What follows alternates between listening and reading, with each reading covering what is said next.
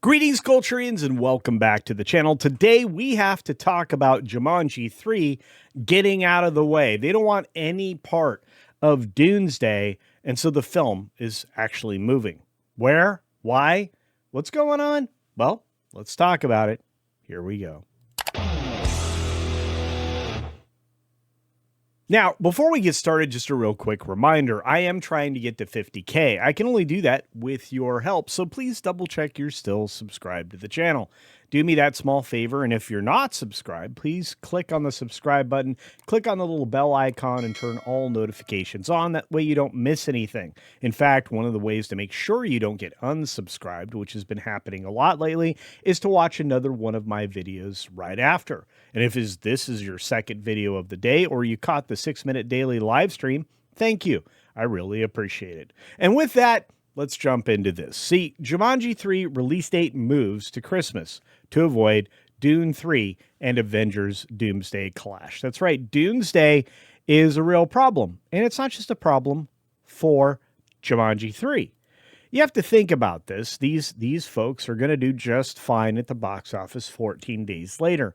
Moving it to 1 week later divides up the competition. Most people will likely have seen one of the other films or both of them before this one rolls into theaters at the holidays. This is a family fare film if it's anything like the first two, and people will enjoy it. So officially, Sony has pushed Jumanji 3 from December 11, 2026 to Christmas Day, December 25, 2026, moving the movie out of the way of the December 18 showdown between Dune Part 3 and Avengers Doomsday. Variety reported that change on Tuesday, which, as you're watching this, I think was yesterday. So the release shift makes a lot of sense, obviously, and I agree with the writer over at Cosmic Book News.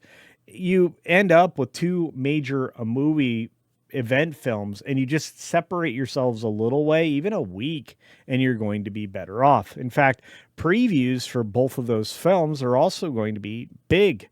And I have a feeling there's going to be a lot of competition through Christmas regardless for both those other two movies. Jumanji just adds a third, and it makes, well, movie-going holidays a little bit troublesome or irritating, depending on your point of view. This is also familiar territory for the franchise, as Jumanji Welcome to the Jungle famously opened in December of 2017 and legged out a huge box office run through the holidays. But hey, you got to follow what works, and what works for Dwayne Johnson is big budget tentpole movies that everybody can bank on. 1 week after the Avengers Doomsday Dune 3 showdown is probably the best territory, and at least that's what you hear from the Variety article that this article is based on. Look at these guys. Don't they look like they're having fun? You want to know what Jumanji 3 is about? Well, let's take a look at the plot synopsis. So, Sony hasn't officially released a plot synopsis. The story is under wraps. We don't know what it's about, and I have to tell you, the trailer gives you nothing. What is known is that the movie's a direct follow-up to The Next Level with Jack Kasdan back in the director's chair. Is that any good? I don't know. What did you think? The previous movie ended by teasing that the dangers of Jumanji were spilling out into the real world, something that the original film with Robin Williams way back when kind of teased as well. Can this happen? Maybe. I think it'll be an interesting conversation this time around. But they have a lot of room to do just about anything they want to with the franchise. They haven't confirmed the exact storyline. The reports have also described the new film as the final entry in the current Jumanji run. Does that surprise anybody? I think Dwayne Johnson's getting a little long in the tooth if you've seen him recently. And the only way to find out what this film's about looks to be seeing it in theaters on December 25. Now, the good news is the original cast is all returning. That makes me happy. I like the fact that we get to see Dwayne Johnson as his character, Kevin Hart as his.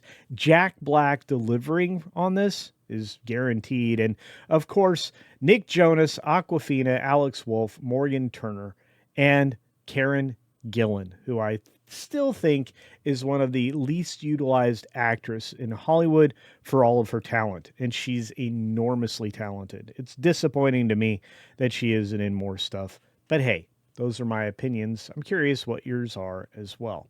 But I got to ask a question. What do you think this movie is about? Are we getting a return to, well, a real world action film that has the results of the sequel spilling over into the real world? And can we expect something more? Is there a twist that nobody sees coming?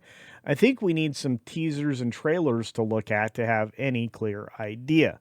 But does that make you more or less excited? To me, it's a positive. There's really an open world here in a game that is basically an open world game at this point. And with characters that are engaging and fun to hang around, I think this is going to be more than a little surprising. And if so, I think it'll be fun. Can you see the counterparts ending up in the real world? You know, the kids that are playing the avatars? I think so. Do you think that we'll see other thrills that we haven't seen in previous films? We've already got planes, trains, and automobiles. Is there something else to explore? Of course.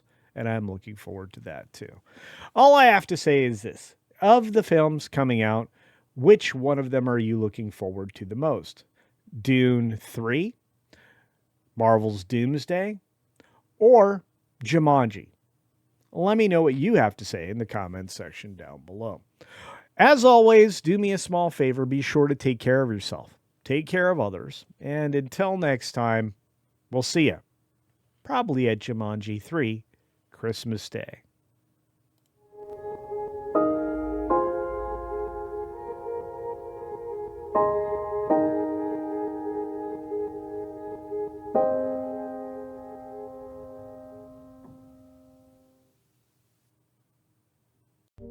Heads up, That Garden Place is coming at you this week, so make sure you get subscribed early. Thanks. See you next time.